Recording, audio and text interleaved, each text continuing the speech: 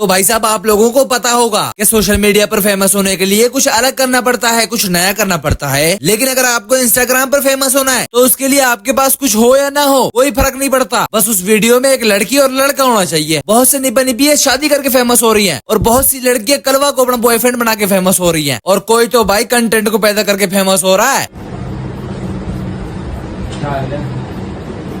भाई साहब इस आंटी की शादी कुछ कम उम्र में हो गई थी, उसका बदला ये अपने बच्चों से उतार रही है। और बच्चे को तो देखो भाई साहब कहाँ कहाँ पर उंगली कर रहा है, ये तो ऑन कैमरा होने के बावजूद भी ऐसी ऐसी हरकतें कर रहा है। तो सोचो भाई जब ऑफ कैमरा होंगे तो क्या क्या करते होंगे। अबे साले गंदी सोच वालों, वो दोनों माँ बेटे हैं, वो आंटी जी इसकी माँ है और वो लड़का इसका बेटा है, तो ऑफ कैमरे में क्या करते होंगे। कुछ नहीं भाई साहब पता नहीं इस बच्चे का बाप कौन से देश में रहता है, तभी तो ये बच्चा इतनी हद पार कर चुका है। खैर भाई साहब इस बच्चे को भी क्या पता था कि बड़े होकर अपनी माँ के साथ कुछ ऐसा करना पड़ेगा। मैं तो तुम्हारी हूँ, तुम पे दिल। मम्मी टट्टी आ गई, उतरो। अरे बेटा पहले रील तो शूट होने दो। अबे चलो दो टट्टी, अरे छोड़ दो सही। पर लिटरली मैंने अपनी जिंदगी में ऐसा कभी नहीं सोचा होगा कि इस वाले कंटेंट पे भी मुझे वीडियो बनानी पड़ेगी। आइए देखते हैं।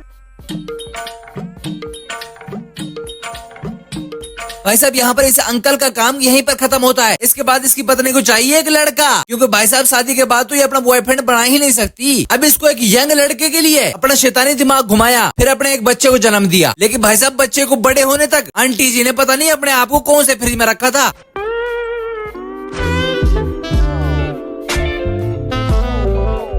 कि भाई साहब बच्चा तो बड़ा हो गया लेकिन आंटी जी की उम्र वहीं के वहीं रुक गई। भाई साहब आंटी जी ये सोच रही है कि मैं तो वीडियो ही बना रही हूँ, इसमें बुरा क्या है। लेकिन भाई साहब वीडियो बनाने की भी एक हद होती है जो कि आंटी जी क्रॉस कर चुकी हैं। भाई साहब ये वीडियो नहीं बन रहा, इस बच्चे का फ्यूचर खराब हो रहा है। आंटी जी को तो बाहर कोई काम ही नहीं पड़ता, क्योंकि आंटी जी को तो बाहर जाना ही नहीं है। और तो और आंटी जी ने बच्चे के बारे में भी नहीं सोचा कि बच्चे ने स्कूल भी जाना होता है, कॉलेज भी जाना होता है, बाहर सब्जी लेने के लिए भी जाना होता है। लेकिन भाई साहब मेरे को इतना पता है कि इस वाली रील्स को देखकर इस लड़के से कोई भी लड़की शादी नहीं करेगी। क्या कर रहे हो? खाने में क्या बनाया है? भाई साहब खाने को तो मिल जाएगा, लेकिन मुझे ये बता कि छपकली की तरह इसके चिपका क्यों पड़े हो। अबे साले तू खाना बनाने देगा तभी तो बनाएगी। और तो और बहनचोद वो तेरी मम्मी है, तेरी गर्लफ्रेंड नहीं, जो तू इतने अच्छे से चिपका हुआ है इसके। अगर तुम्हारे डैडी ने इस तरह देख लिया ना तुमको तो उसका ऐसा चाटा पड़ेगा कि तू धरती चाटता फिरेगा। बहनचोद लूमड़ी की औलाद। भाई साहब आप ये सोच रहे होगे कि ये बंदी इसकी सौतेली माँ है, लेकिन भाई साहब नहीं, बल्कि इस आंटी की बचपन में शादी हो चुकी थी और वो बेचारी कवारा होने की मजा ले नहीं पाई, इसीलिए भाई साहब ये खाम खिचुरा पैदा हो गया। और पता नहीं भाई साहब इस बंदी का आदमी इस अखरोट जैसे बच्चे को पैदा करके कहाँ दफा हो गया, कौन से विदेश में चला गया। और भाई साहब मेरे को तो आज पता चला कि जो माँ की गाली होती है वो इस लड़के के लिए बनी थी। और भाई साहब अगर मेरे से कुछ ज्यादा हो रहा है तो मैनेज कर लेना, मेरे को कोई फर्क नहीं पड़ता।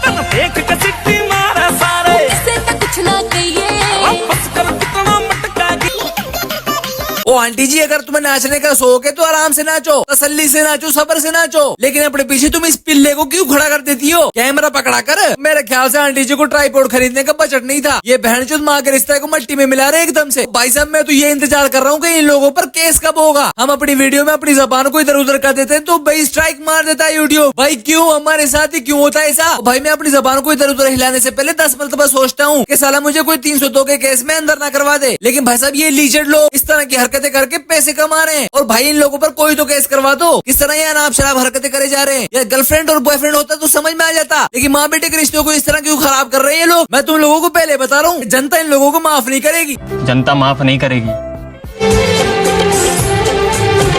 तुझे रब ने बनाया।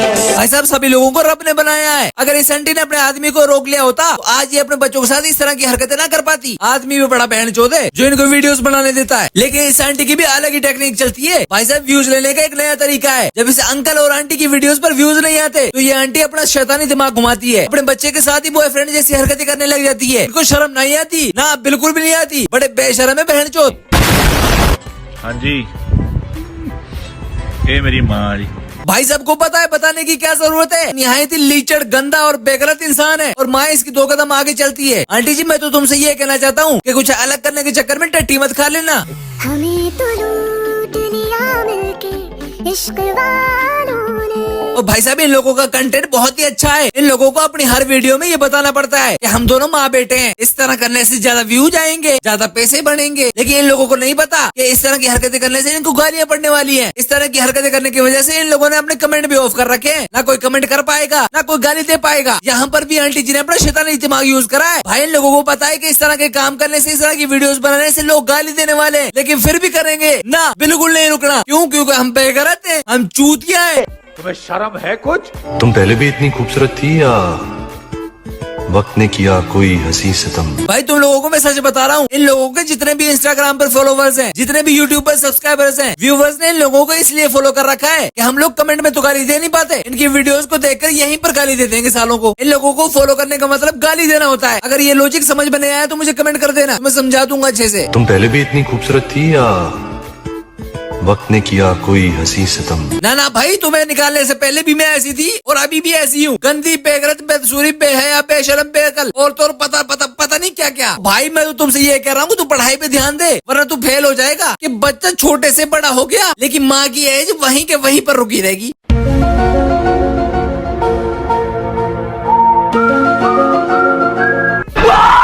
भाई कैसे पॉसिबल हुआ ये? हमें भी कोई टेक्निक बता दो। ये मेरे को तो लगता है भाई अपने पोते के साथ भी इस तरह की वीडियो बनाने वाली है। अगर भाई साहब वीडियो पसंद आए तो वीडियो को लाइक कर दो, चैनल को सब्सक्राइब कर दो। मिलते हैं नेक्स्ट वीडियो में। Bye bye, Tata.